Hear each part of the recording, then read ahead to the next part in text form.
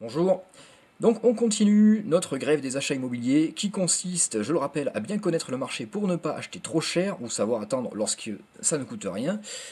Et ceci malgré la propagande des notaires, des agents immobiliers, des médias et de l'État. Et puis aussi elle consiste à faire connaître le marché autour de soi. Alors aujourd'hui, un épisode un peu particulier parce que justement on va essayer de déterminer où il est encore intéressant d'acheter en pleine crise en regardant un peu les mutations du marché immobilier. On va s'intéresser à l'exode urbain. Alors ça permettra de calmer un petit peu ceux qui m'accusent d'appuyer sur la déflation pour des motifs malveillants, ce qui est totalement faux.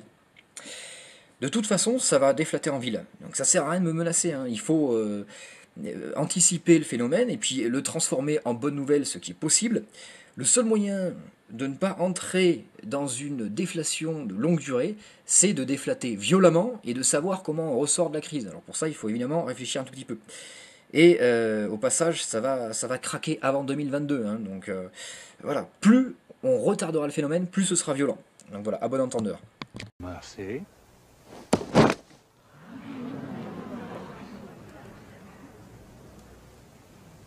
And you shall have it.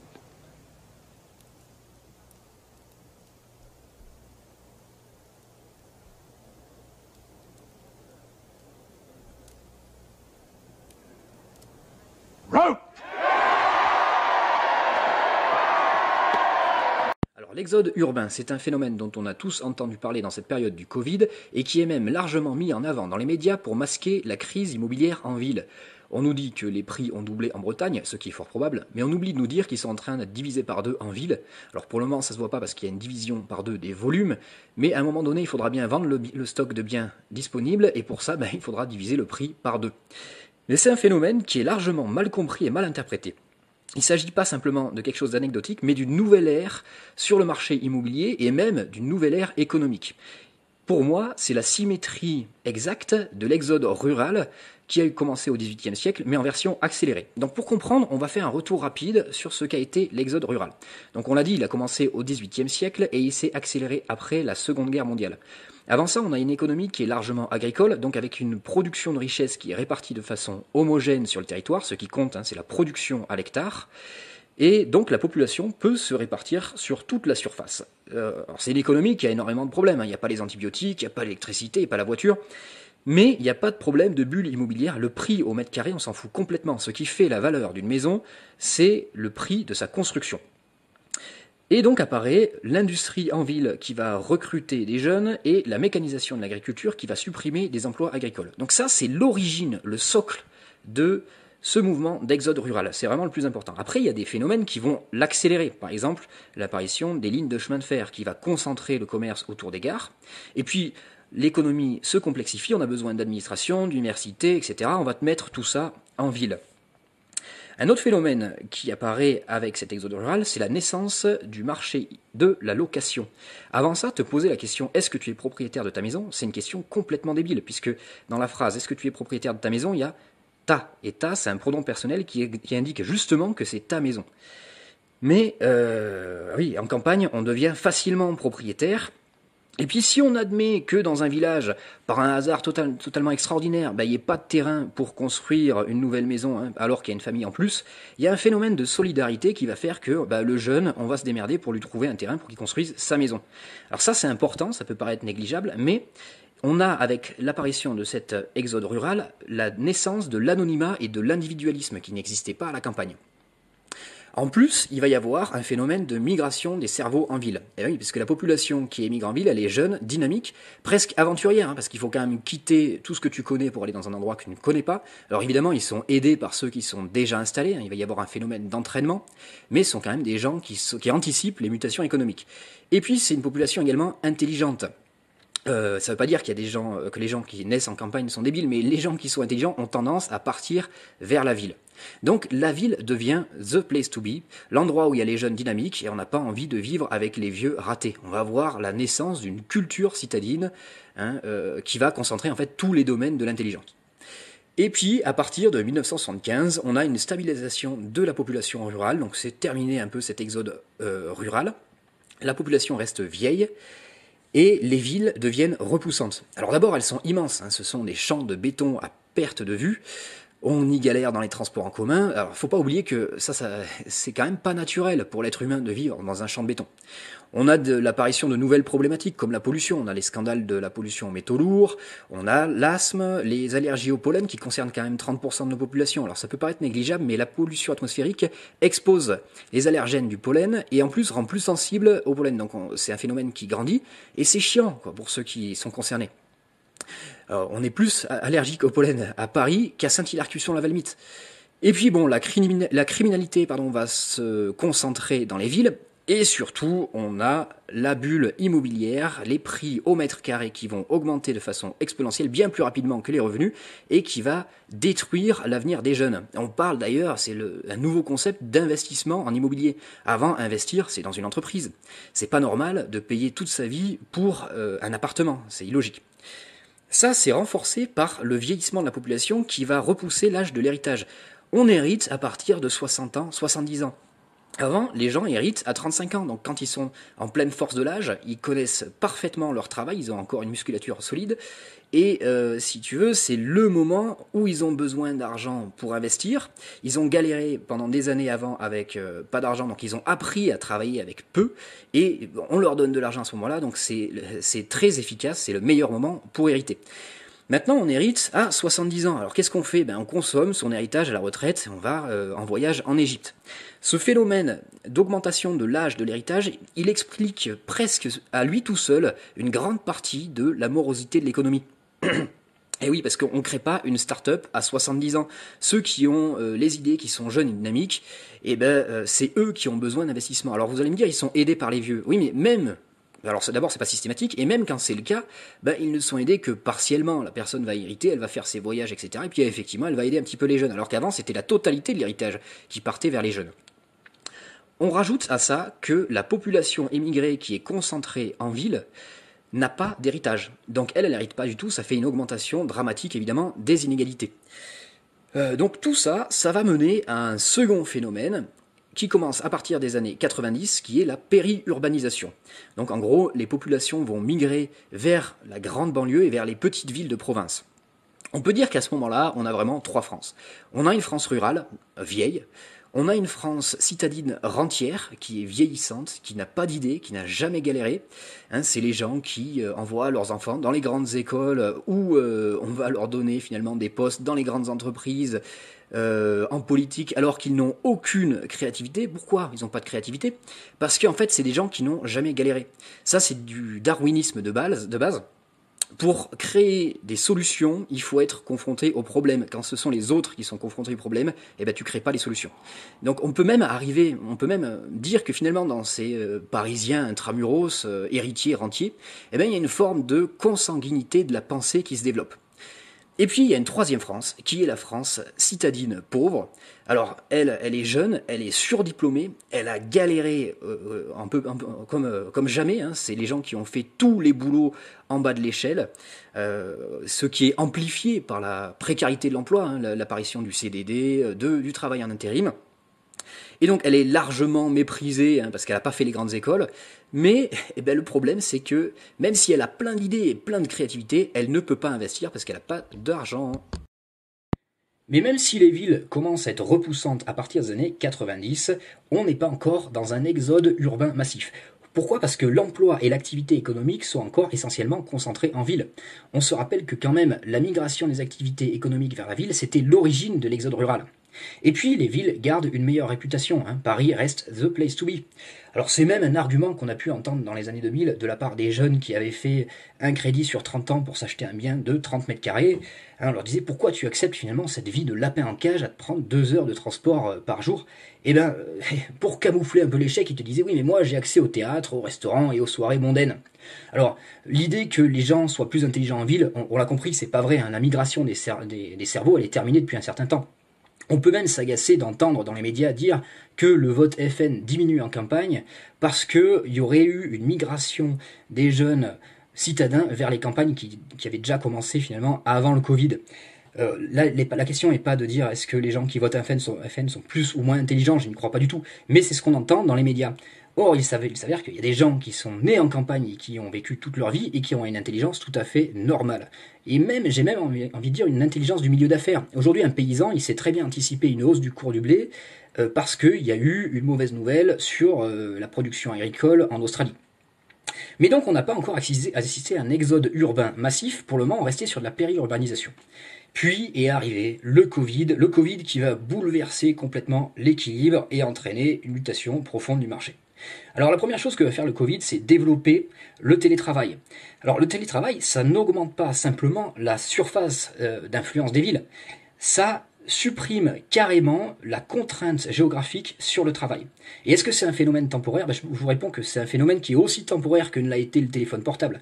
Parce qu'il y a trop d'avantages. Et le premier avantage, c'est que c'est une solution écologique et de confort, parce que ça réduit le besoin en transport. Donc on y sera amené de force, plus ou moins.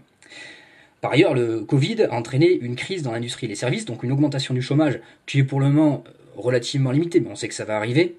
Et donc les gens sont forcés à la reconversion professionnelle. Dans quel domaine ils vont se reconvertir ? Eh bien dans un domaine où ils peuvent s'épanouir et donc avec un travail qui leur permet de vivre là où ils ont envie de vivre.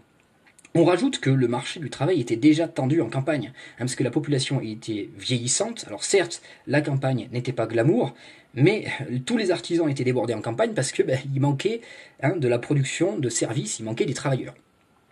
Enfin, un autre phénomène qui n'a rien à voir avec le Covid, mais qui arrive simultanément, c'est une révolution économique agricole. Il y a eu une première révolution agricole, il y a eu une révolution industrielle, il y a eu une révolution numérique, et là on assiste à une deuxième révolution agricole, qui va augmenter les revenus agricoles. Donc on y reviendra. Par ailleurs, la vie dans les campagnes a beaucoup changé. Avant l'exode rural, il n'y avait même pas de route dans les campagnes, la vie était très dure. Puis on a eu l'apparition de la voiture individuelle, de l'électricité, du téléphone, d'internet, et on a un marché immobilier beaucoup moins cher. Donc on l'a compris, toutes les conditions étaient déjà réunies pour un exode urbain massif, mais il restait un problème, c'était le travail. Et le Covid est arrivé pour faire péter cette dernière barrière, celle du travail.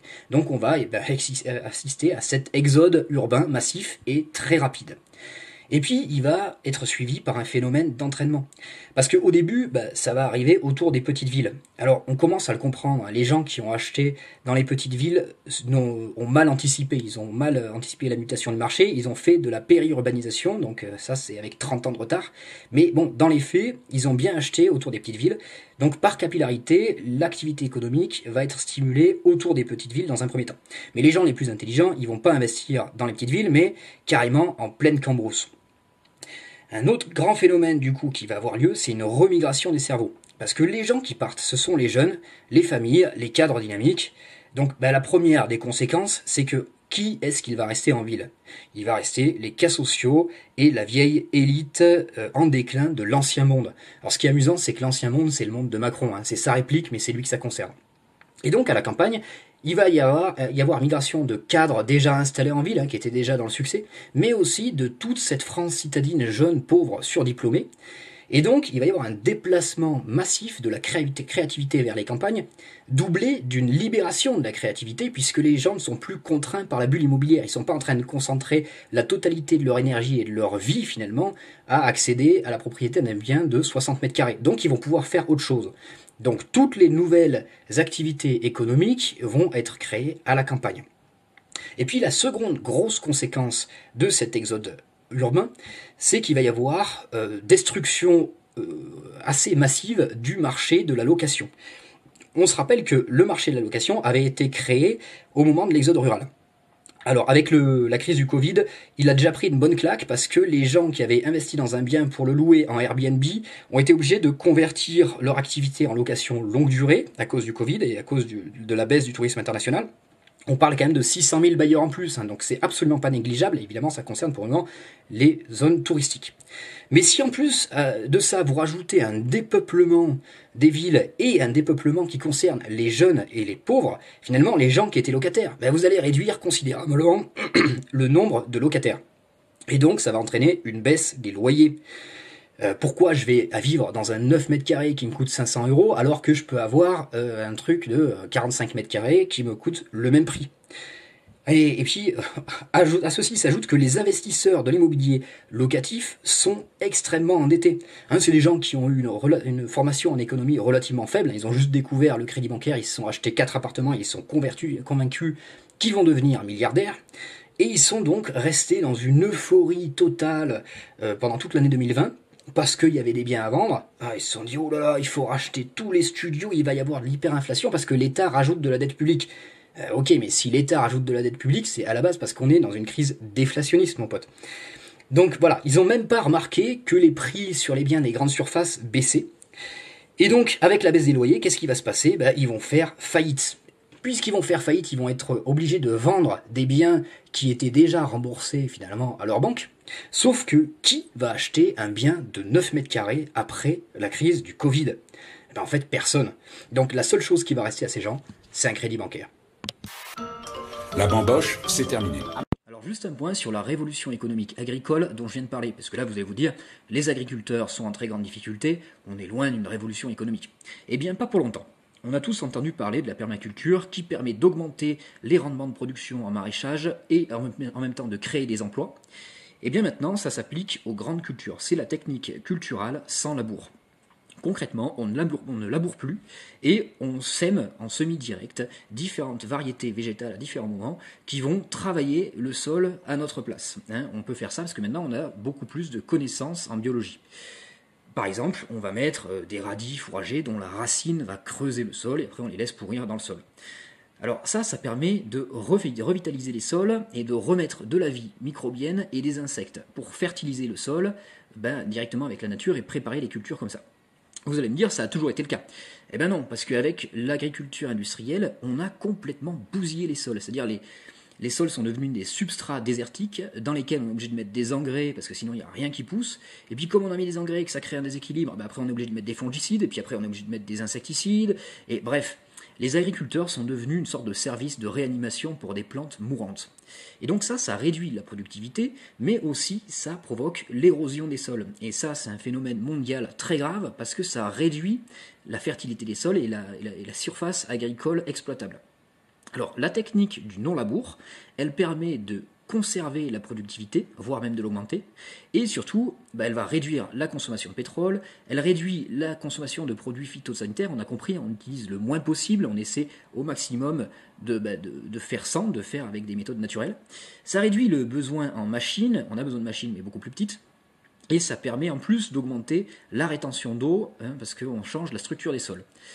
Donc, en gros, ça augmente les marges des agriculteurs. Parce que les agriculteurs, ils font un gros chiffre d'affaires. Le problème, c'est qu'ils ont énormément de charges. Rien que les assurances sur toutes leurs machines, ça coûte une fortune. La technique culturelle sans labour, c'est pas un truc de hippie. C'est un truc qui a été inventé en France, par des gens un petit peu hippies, certes, mais ça se développe aux USA. On estime qu'il y a entre 1/3 et 1/6 des terres cultivées aux USA actuellement qui sont cultivées avec cette méthode, et c'est en augmentation. En France, ça se développe, mais avec du retard. Pourquoi ? Parce qu'en fait, il faut des investissements.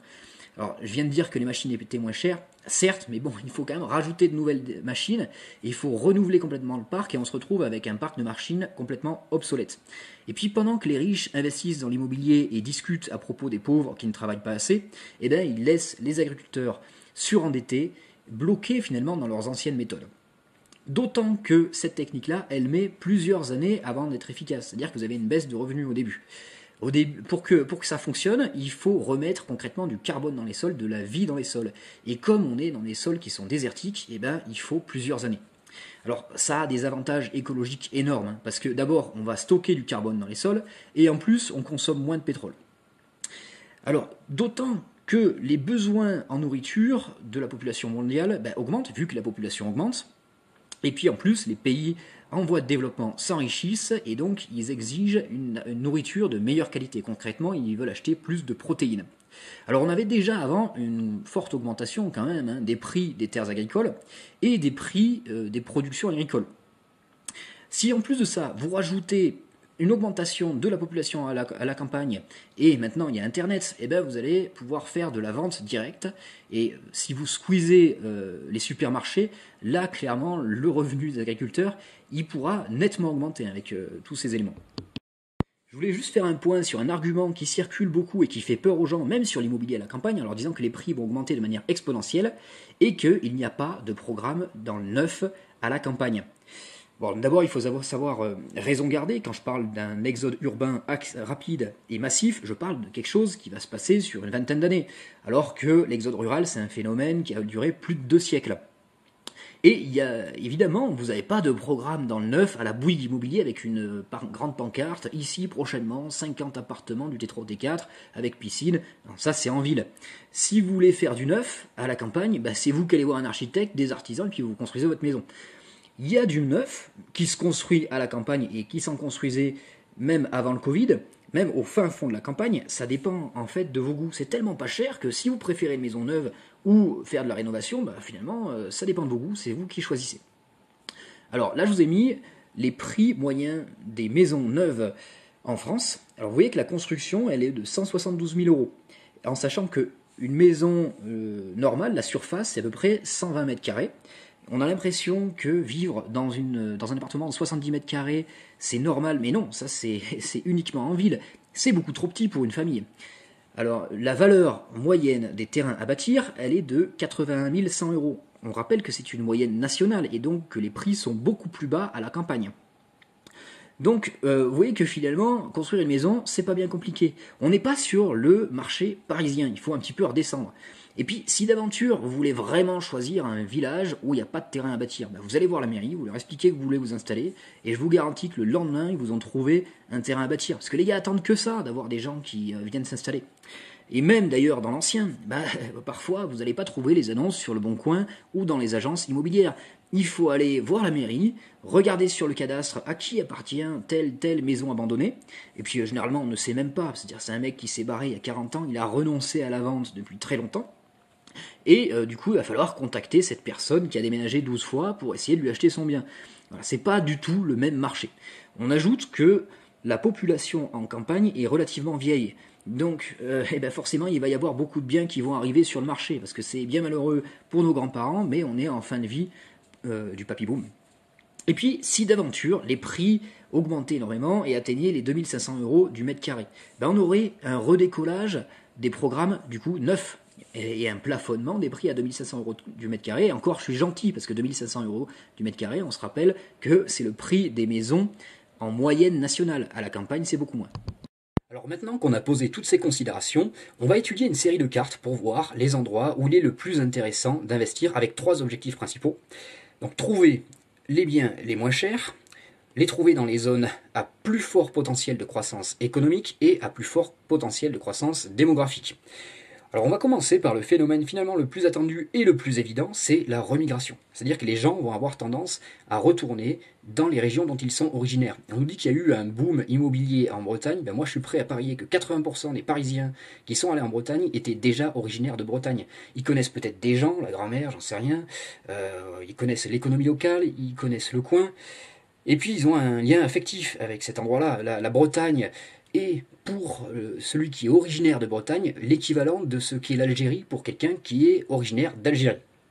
Donc voilà, ces régions, elles sont assez faciles à identifier, puisque finalement, c'est celles qui sont le plus concernées par l'exode rural, et en particulier par sa deuxième partie après la Seconde Guerre mondiale. Donc ça va être la Bretagne centre, la Normandie, l'Est, le Massif central, les Pays de Loire, la Gascogne et les Pyrénées. Au passage, ça va nous permettre de réhabiliter tous les châteaux qui tombaient à l'abandon, parce que là, du coup, on est en plein dans la tendance. Vous pouvez considérer que leur prix a été multiplié par 10. Ensuite, on va étudier les zones en excès d'offres. Alors, c'est pas compliqué, à part les villes, c'est la quasi-totalité de la France, sauf la Bretagne et le Nord. Ensuite, on va étudier la vacance des logements. Alors, ça me permet de parler un petit peu du site qui a émis cette carte. Il vient de l'Observatoire des territoires et vous pouvez vérifier commune par commune quelle est la vacance des logements. Donc, vous pouvez trouver facilement une commune où il y a 30% de vacances. Donc, évidemment, il y aura beaucoup plus de biens disponibles. Ensuite, le nombre de logements pour 1000 habitants, c'est un petit peu différent de la vacance parce que ça tient compte des résidences secondaires et aussi des personnes isolées. Et puis on va passer au point négatif. Alors, on va regarder une carte de la criminalité. Donc sans surprise, c'est dans les grandes villes, donc ça sert à rien d'en parler. Mais on a quand même au niveau, sur la côte, hein, le business des cambriolages et donc une augmentation de la criminalité sur toutes les côtes, hein, grosso modo. Enfin, une carte de la galère. Alors ça a été émis par France Culture. C'est basé sur un indicateur donc qui est composé de la pauvreté, du chômage, des jeunes sans diplôme et des familles monoparentales. En gros, c'est un indicateur de la galère chez les jeunes. Alors, les jeunes sans diplôme, moi je trouve que c'est un petit peu stéréotype, parce qu'aujourd'hui on se demande si les jeunes avec un diplôme sont pas plus en galère que les jeunes sans diplôme. Mais bon, en tout cas, voilà, on va évidemment essayer de s'éloigner de ces zones de galère. Donc vous voyez qu'on a quand même une vaste surface à conquérir. Et puis alors un dernier mot, très positif celui-là, tout ça c'est une nouvelle vie, c'est une nouvelle ambiance, et en particulier je voudrais m'adresser aux populations d'origine immigrée, ça va vous permettre de redécouvrir complètement la France sous un jour nouveau et bien plus agréable. Vous serez bien mieux accueillis que vous ne pouvez l'imaginer. Alors évidemment, il ne faudra pas commencer à se la jouer Lascar, hein, parce que d'abord, vous allez vous faire casser la gueule, hein, parce que vous n'êtes plus là en campagne, en contact avec des bobos parisiens. Vous êtes avec des paysans super balèzes qui ont l'habitude de se battre tous les samedis. Mais bon, voilà, en ce qui concerne l'islam, ça pose aucun problème, sauf évidemment si vous y allez à coup de voile intégral. Bon, bah, c'est du bon sens, hein, c'est du bon comportement, hein, vous le savez très bien, c'est une valeur essentielle en islam.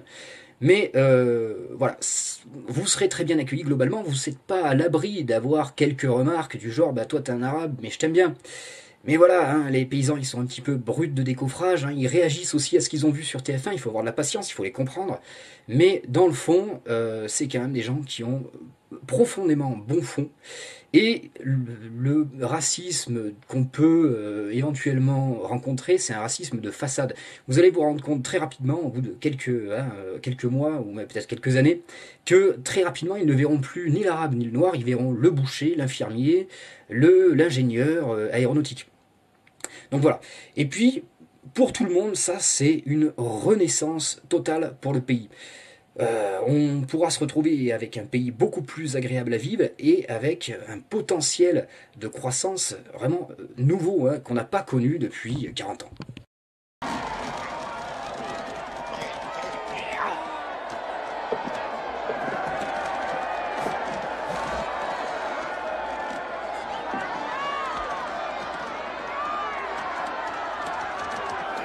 Cela suffit.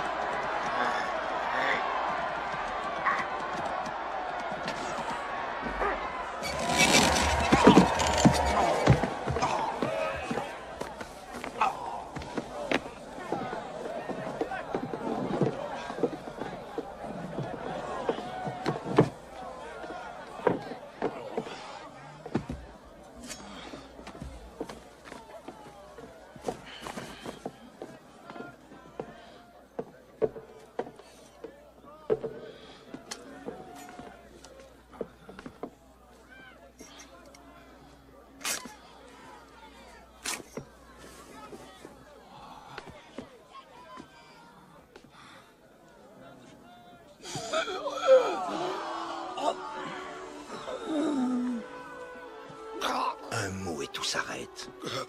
Tu retrouveras paix et béatitude. Un seul mot. Dis juste pitié.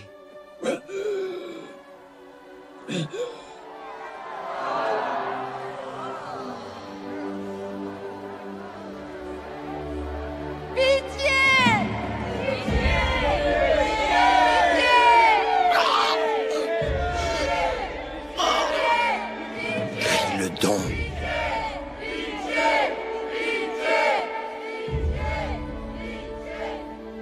Allez, dis-le. Pitié.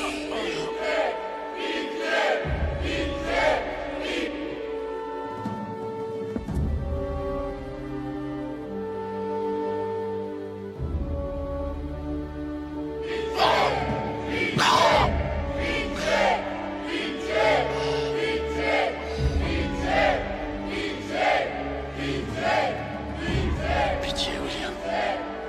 J'ai pitié. Jésus, Seigneur.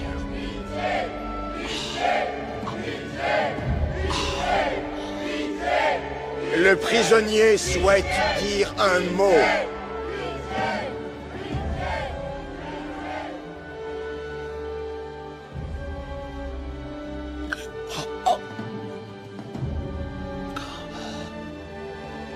Ah.